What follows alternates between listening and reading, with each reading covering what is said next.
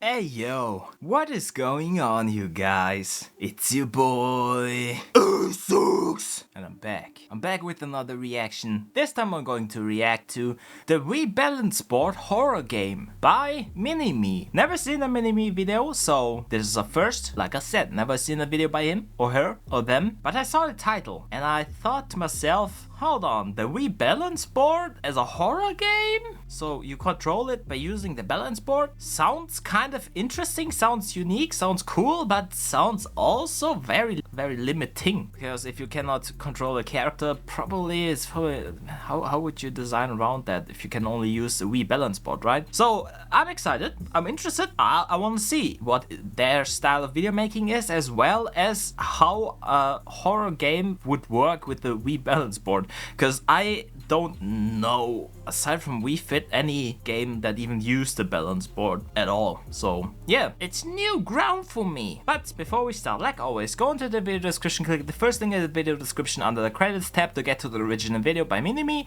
Leave them a like, leave them a comment, tell them the Wii Balance Board. Oh, that's horror.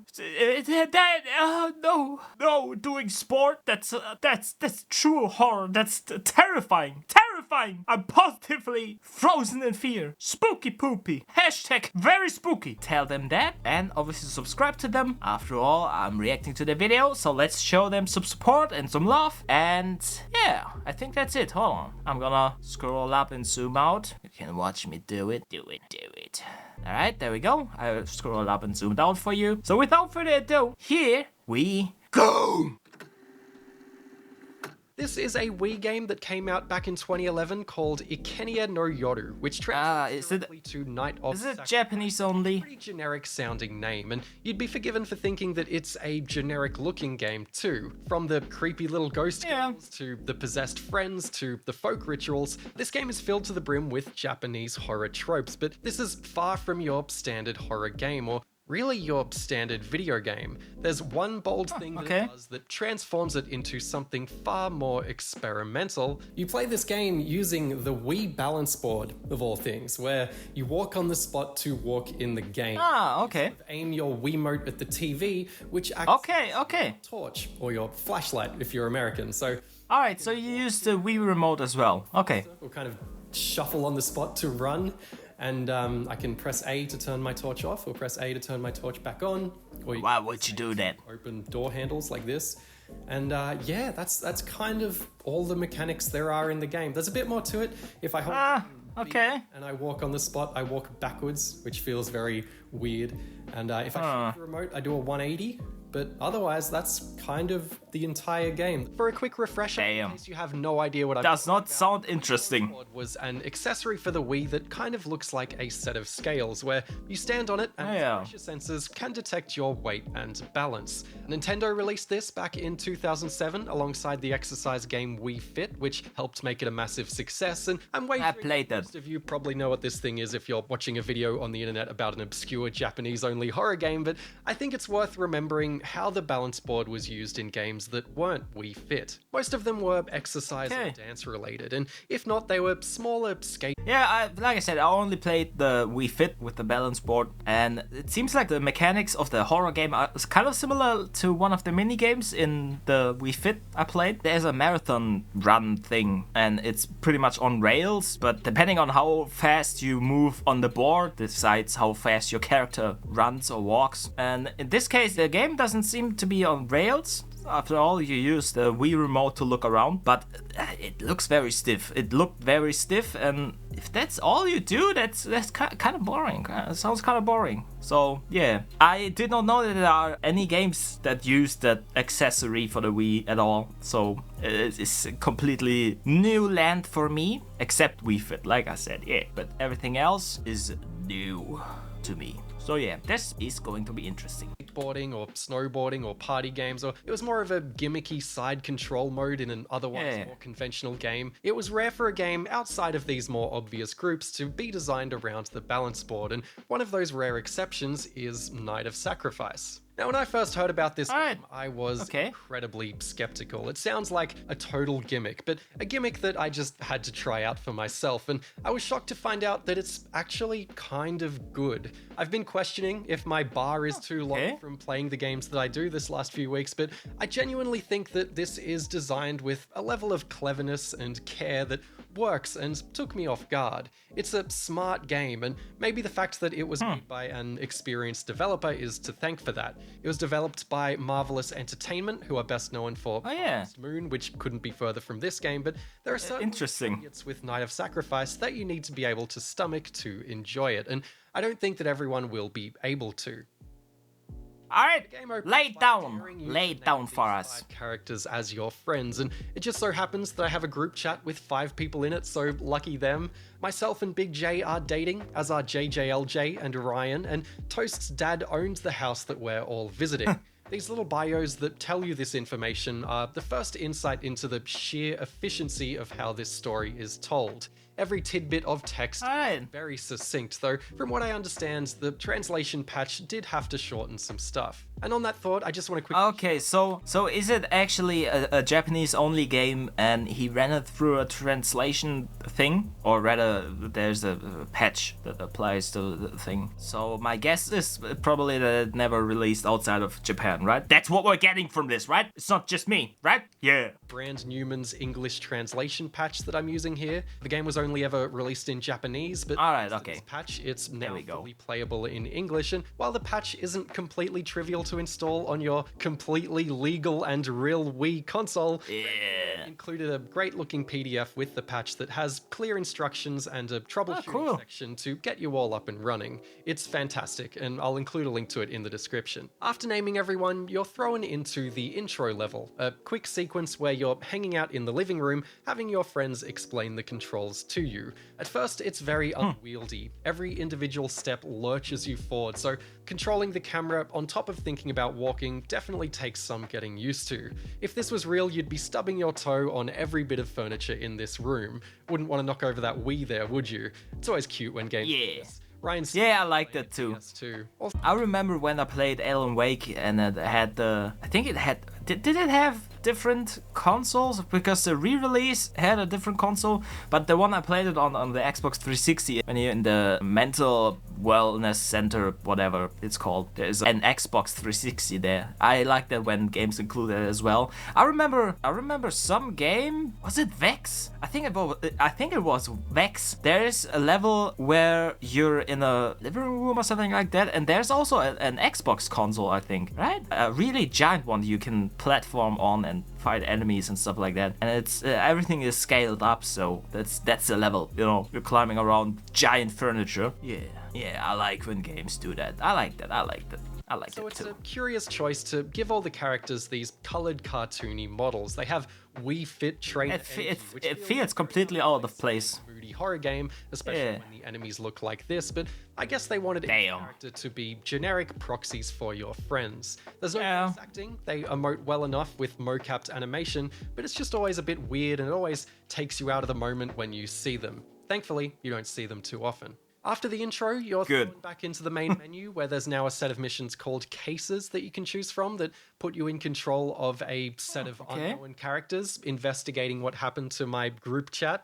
Play through some of the cases and you'll unlock yet another menu of missions where you're now back to the group chat characters' stories, and it's all a bit confusing and underexplained. The non-linear storytelling doesn't really add much, and it can feel like you missed something because there's just so little context given and because only some characters have playable stories. But if you stick it out and dive headfirst into these usually 5 to 15 minute long levels, you'll start to get used to the controls and realize that they're far more than just a gimmick. I'll show you what I mean. The first Alright. mission after the intro has you following a blood trail through a creepy corridor, a classic horror setup. You hear the rain outside, creaky floorboards below, doors are slamming shut on their own, and you're catching glimpses of ghosts in the corner of your eyes.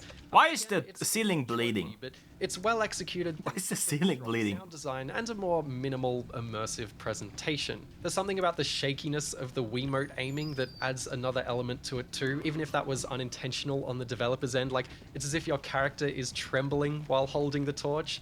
The Wii's low res Yeah. look unintentionally helps too. That's something. The first scare. What the hell? That's something I miss about the old games. That's something that only the old games really could pull off. Is this very specific look you've seen in the, for example, the Otherworld, in Silent Hill games back then, and generally horror games on the PS2 or even on the PS1. It's kind of a mix between the low texture resolution, but also generally low resolution of the game and the different effects. For example, the PS1 had these weird texture warping things happening, which can add to some really freaky effects, while the PS2 had more like these stupid ass sharp twinkly corners for some reason. But yeah, the low res stuff definitely adds to the horror stuff, because grungy looking games back then compared to what they look like today, there are worlds in between them. The modern ones just look like, you know, how grungy and dirty something would look like in the real world, while on the PS2 and especially PS1 it just looked so otherworldly, so fleshy, so bloody and rusty. You know what I mean? And I really like that about old consoles, old games, and that's unfortunately something that's kind of gone, because there are definitely some games that look like, for example, a PS1 game on purpose, and it's being released nowadays as a form of tribute or paying homage, I don't know. But I always feel like they can never truly capture the look of those games back in the day, because the consoles themselves had some really quirky things that modern PC doesn't really have, you know, just by the way it rendered stuff. And like, for example, the texture warping. I know there are games that are trying to emulate the texture warping of the PS1, but it's never, I feel like it's never close to what the PS1 texture warping looked and felt like. So yeah, if even the games that try to be like old games, pay tribute to them, even they for some reason just can't nail the aesthetic look and feeling of PS1 and PS2 horror games, in my opinion. So yeah, it's definitely something that's kind of lost to time, forgotten, dead, buried. Like I bury my penis in the sand to escape a trail of predators, such as the anus, the big hairy anus. Very dangerous. It's a good thing that my penis knows that burying itself in the sand is hot.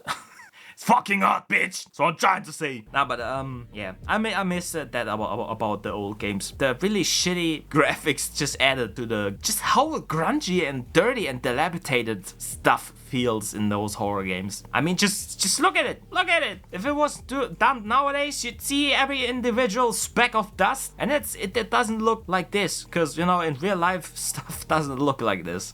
It never really gets that dirty and grungy. Maybe, nah. It definitely was an artistic decision that was made, a conscious decision back then, simply because they had to, you know, the limitations of the consoles were too great back then. Yeah, it's good shit. I miss it. Please bring it back. Please make a PlayStation 2. Do that. Make a PlayStation 2 plus 2. Yeah, hell yeah. Version 2.0 for the modern market with limitations from 20 years ago. Yeah, that would be. It made me jump a little bit, snapped the camera onto a chainsaw dude who stumbled in and hit the floor, and rewatching this footage of it doesn't do it justice at all, because it's the eerie setup and the controls that make the scare work. It's immersive, having each of your careful footsteps guide you through the level and individually creak the old floor, and when old mate jumps out at you, there's the shock of having the camera snapped out of your... I don't know what it is, but the ghosts blend into the environment very well. I've experienced it a couple of times throughout this video already, that it takes me quite a long time to actually see the ghost figures. You know, I don't see them immediately. It's interesting. Strange. So yeah, he's looking at something, and I caught myself questioning, why is he looking at nothing? And then I realized, oh damn, hold on, there's a ghost. I did not see that ghost. What the fuck? Yes. How did they do that? Or is it just me? Am I just tired? Am I not seeing things that are there but aren't supposed to be there? Instead of, you know, seeing things that aren't there? Think about that. It makes no sense. Control for a second after you've been so carefully wrangling with it, followed by this intimate, sinking feeling of helplessness. walking around is clunky. Like, hold on, and now she looks completely isolated from everything else. But like, look at this. I'm gonna go back a little bit. Just, you know, don't look at the legs. Look at everything above the skirt. It blends in so well. It's creepy. Because if you keep staring at it, because you're like, what is he looking at? And then you see it and it's like, hold on, was it always there? Has it been there the whole time? You can't just quickly dodge roll to the side in a pinch. Instead, you have to turn and actually move your legs to get out of the way of an enemy. And so when something jumps out at you, you feel like you're stuck in mud, and it becomes very clear that you have no means to actually fight back. There's a deer in the headlights feeling to it that only works because of these control limitations, and it had me thinking about like old Resident Evil style tank controls, or maybe something like a Dead Space for a more modern example. And I don't mean that weird Wii light gun Dead Space game where being less nimble can leave you feeling powerless or panicky when an enemy is approaching and you don't immediately I know what he means react. Only having a torch means you it adds to the helplessness and sneaking past the panic ghosts where if they catch you it's an immediate game over. These ghosts are mostly pretty dumb and slow, yet it's still quite intense sneaking past them because each That sounds frustrating. An immediate game over if the ghosts catch you? That sounds very frustrating, to me at least. But yeah, I can see the appeal of the game. I'm slowly starting to see it. It's weird. My brain works in mysterious ways. Because for some reason I am more fucking pleasantly surprised that the game tracks your step count in the main menu. I saw that before he got into the level. Yeah, that's just my autism brain being autistic as fuck. Like, damn, transparent ghosts? Oh shit. Damn, it counts your steps? Damn. And everything else is like, But those two things, for some reason, positively stick out to me. It's a perfect analogy for my brain. It perfectly describes and depicts how my brain works, which it doesn't. It does not work. It does not work at all. That's the thing. That's the thing, bitch. Footsteps steps you forward a certain amount. Like, sometimes there's a small gap that you'll need to squeeze through, and you'll find yourself doing your best not to mess up your real life movements. Like, if you move your wrist too much or if you overstep, you could die. And there's definitely a mind-body connection that happens when you're literally tiptoeing past enemies that heightens the whole experience. Clunky controls making horror games more stressful is a practice that goes back donkey's years. You know, like back in 1992 when Alone in the Dark came out, we had the clunky horror controls back then. So it's not simply the clunkiness alone that makes Night of Sacrifice so interesting. It's instead the physicality of it. It's having to I think it's a fine balance that developers always have to navigate when it comes to clunky controls, because clunky controls make or break the game, in my opinion. And I feel like most of the time the devs don't really find the perfect balance. You know, they make it either too controllable, so it just, you know, ends up being not really creepy because it's not really limiting, or they fuck it up so bad that it's just frustrating. It's just frustrating, man. And yeah, it's a fine balance they have to walk, and I feel like it's not, usually they don't get it right, but there are some exceptions, of course. But yeah, emulate the physical movements. And so where this game really comes into its own is when it makes you run, and the inherent ways that having to run dictates how you play it. Because running puts you at risk of running headfirst into an enemy, and because it's a physical effort to run in real life, even if it's more like awkwardly shuffling, you're naturally more inclined to walk everywhere and only run when you absolutely need to. So you walk through these levels, taking in that slow burn, creepy atmosphere. It's interesting because in games, usually the player just runs automatically, but in this case, you gotta do it yourself, so you avoid it. These chases are Night of Sacrifice at its best. You just gotta run for it. You can't look back because that'll slow you down, so the only real indication of how close your enemy is the screeching sounds they make, or the rumbling chainsaw engine, sort of leaving a lot up to your imagination. And because you're both running and kind of scared, your heart rate is going up, and that mind-body connection kicks in again where you're physically running away from danger and trying to think on your feet, see what I did there, and find to safety. Also, I pulled my hamstring at the gym recently, which really made these chases much more intense. I felt like the character that all the other characters would tragically ditch to get away. Truly immersive gameplay. Whenever you see moving around really fast, you need to turn off your torch, which reveals— Stop running after the ghost girl! old— Stop being creepy! Why are you running after the ghost girl? Now just imagine a creepy dude, and for some reason ghosts exists, and he sees a little ghost girl and runs after her like he just did. It's so funny to me, the picture, the thing I'm picturing in my head. It's creepy and funny at the same time.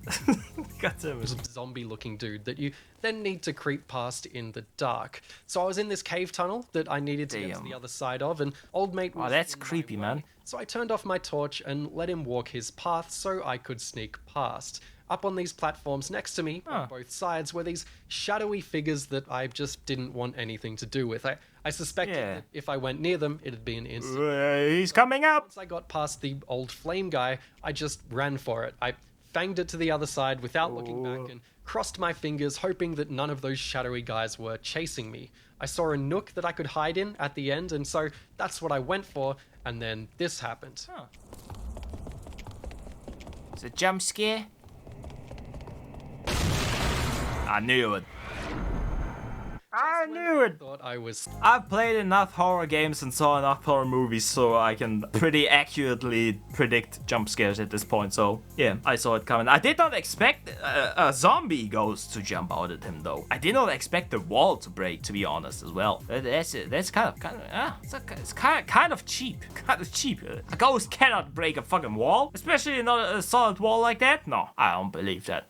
Fake, ghost, not real in this case. Fake, not reality. And here I thought this game was reality. Nah, it was not reality. It was fake. Yeah. safe.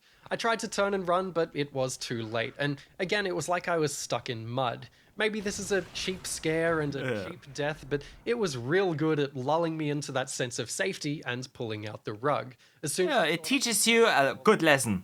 Don't run. Try again. The prior level had me walking through a tunnel towards pitch black darkness, and it kept blinking to black and looping over and over.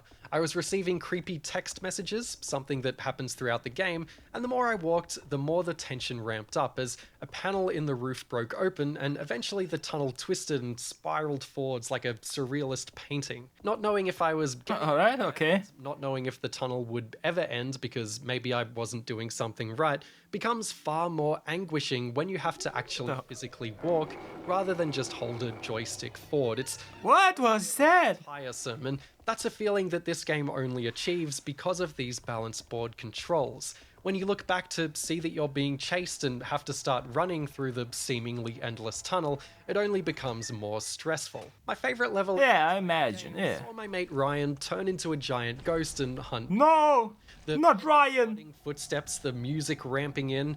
After the slow burn tiptoeing pace of the game up until this point, this level feels insane. I get it. So, you know, his upper body he's a ghost. You know, they're not physical, but it looks wrong. It looks like a mistake. It looks like an oversight that his upper body is clipping into the terrain above through the roof. That looked weird.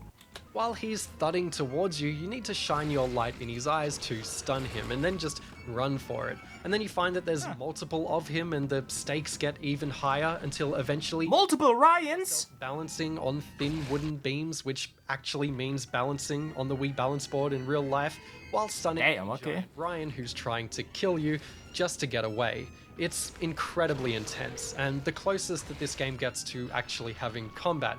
In every other level, you're completely powerless.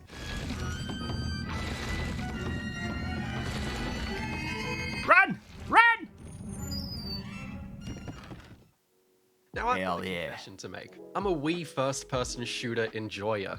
Red Steel What? is one of my favorite Wii games, and I'm talking Red Steel 1 here, the lesser of the two. Oh yeah, Red Steel. FPSs is the aiming in them basically works in the same way as it does in this, with the cursor that you move to the edges of the screen to turn. Having enjoyed my time with the Red Steel and the Conduit games, I'm very used to this aiming by now. It's normal to me, but It's not uncommon to hear about people trying out Wii FPS games and giving up after a couple of minutes because the aiming is just so goofy. And Yeah, in my opinion, that was something I had difficulty with as a kid on Nintendo 64, because the games back then also had something similar for some reason. I remember Perfect Dark and stuff like that. GoldenEye, right? It's kind of similar like that. It's like a free aim, but to move, you gotta go all the way to the edges with the cursor or whatever.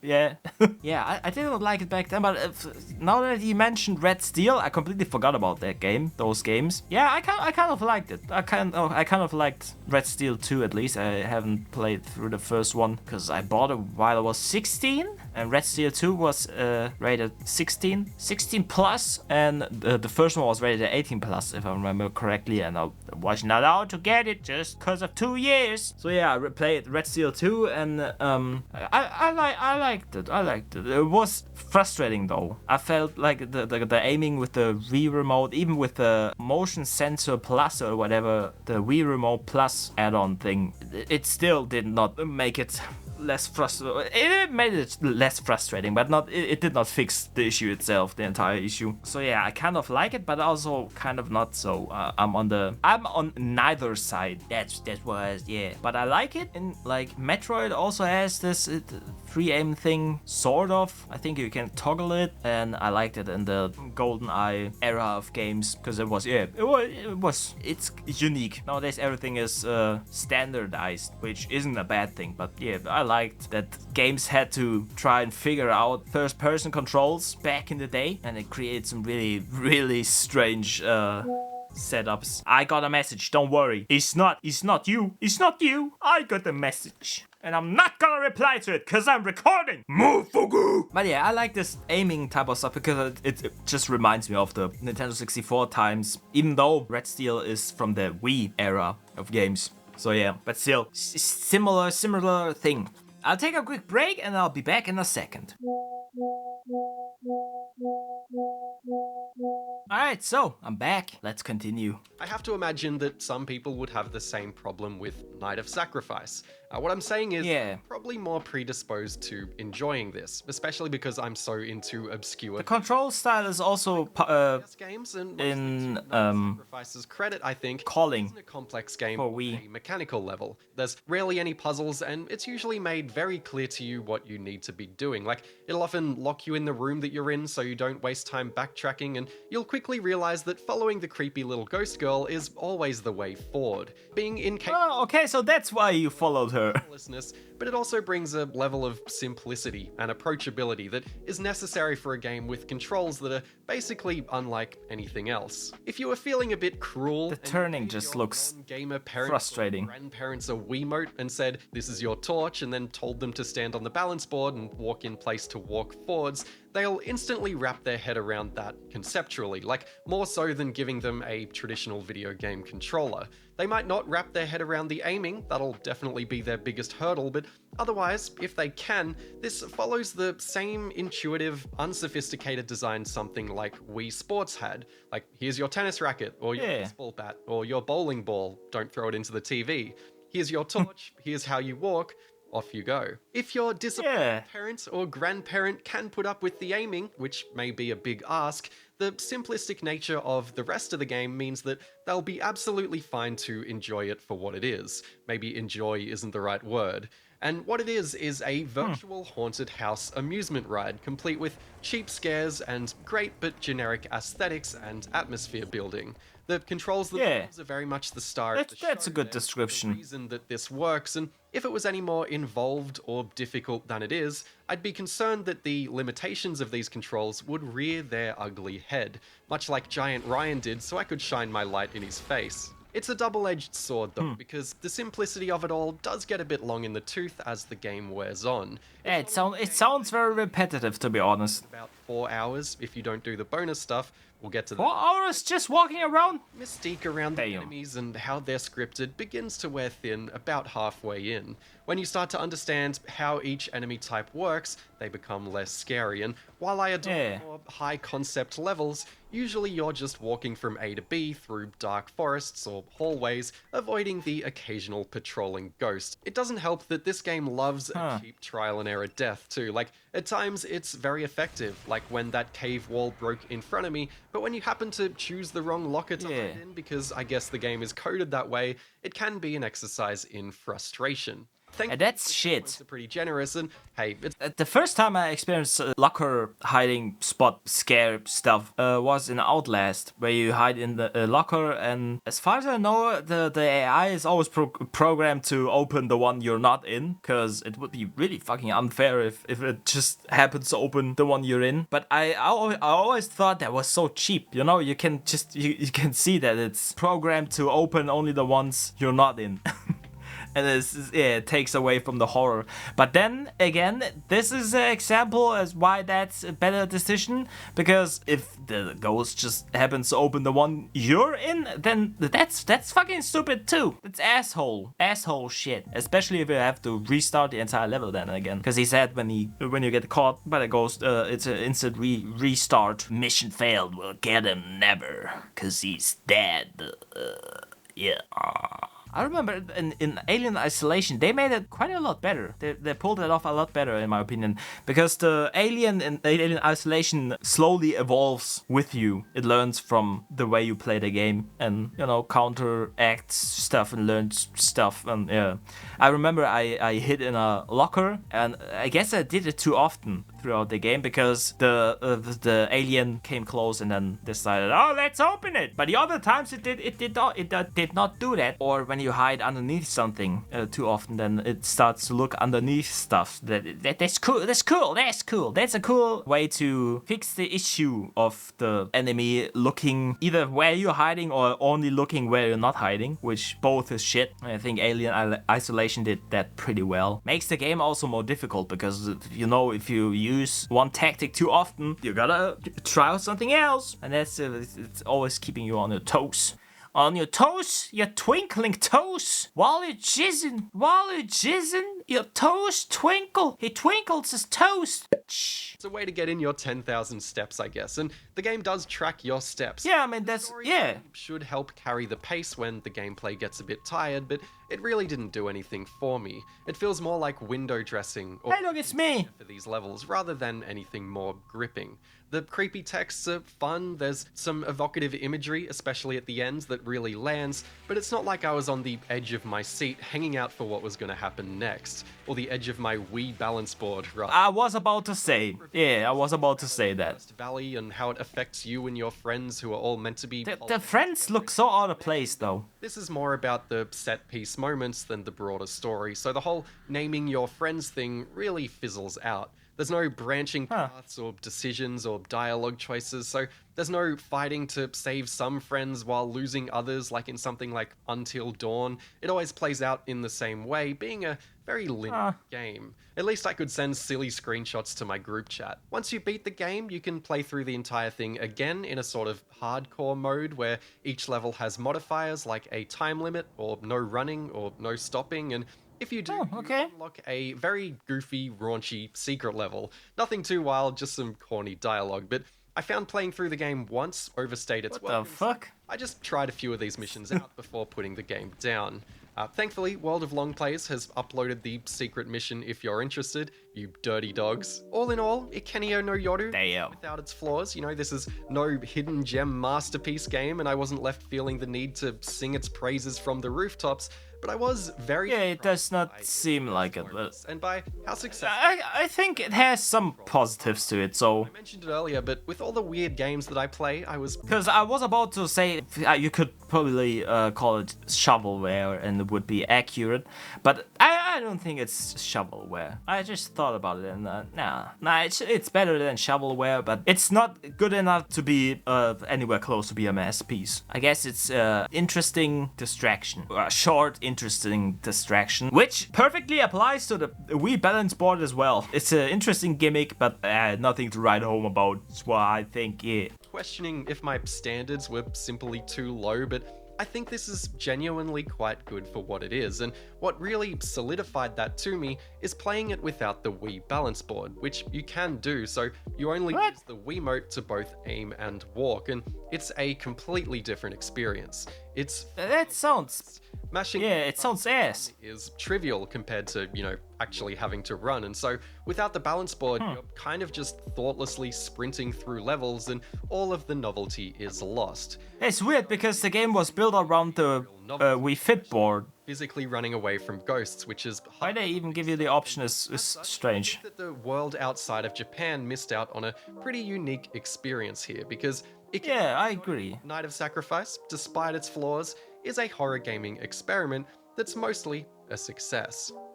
Oh, okay. And there we wrap up the video. Thank you for watching. It's always a bit of fun, isn't it? Something you can do with this one. One that I've wanted to cover for a while. Getting on camera is a bit of fun. And if you enjoyed the video, please click like, subscribe, check out my Patreon, check out my second channel, subscribe Do that! to me there too. And thank you to all the patrons coming up on the screen. If you want to be a patron yourself, you can pay $1 a month, give it to me, and I'll use that dollar on food or something. And take care of yourselves. Goodbye. You heard the man. Do that. Do that. Alright, I got another message. Why do people always write me when I'm recording? Why?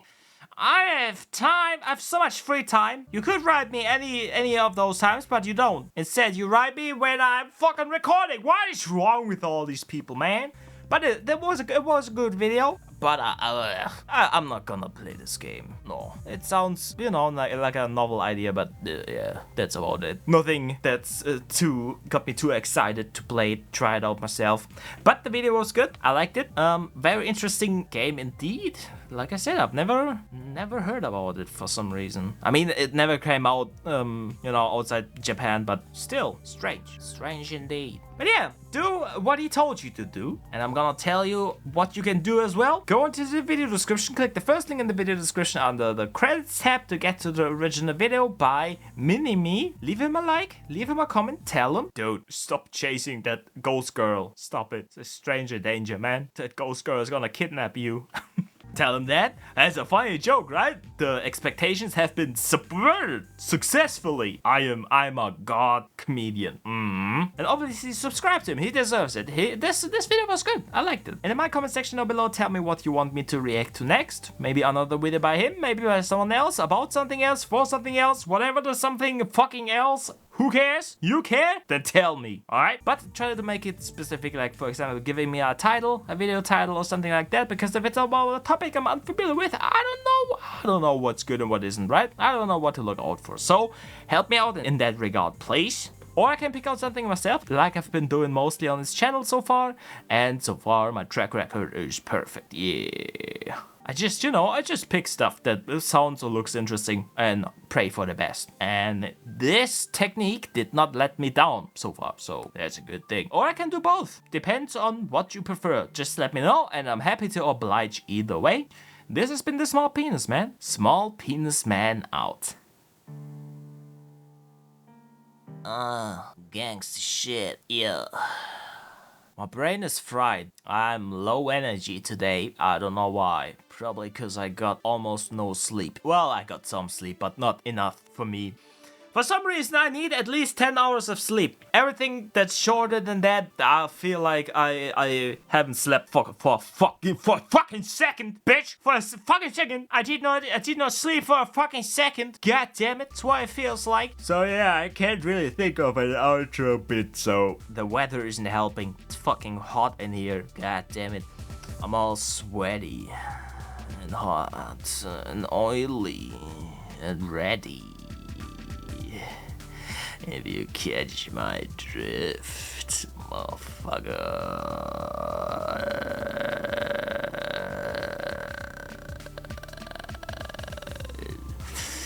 Eating ass is beneficial to one's health. Improving your health by eating ass once a day keeps the doctor away. Aha! Boss! Got him! Bitch! Eat the poo-poo for the sustenance. Bye.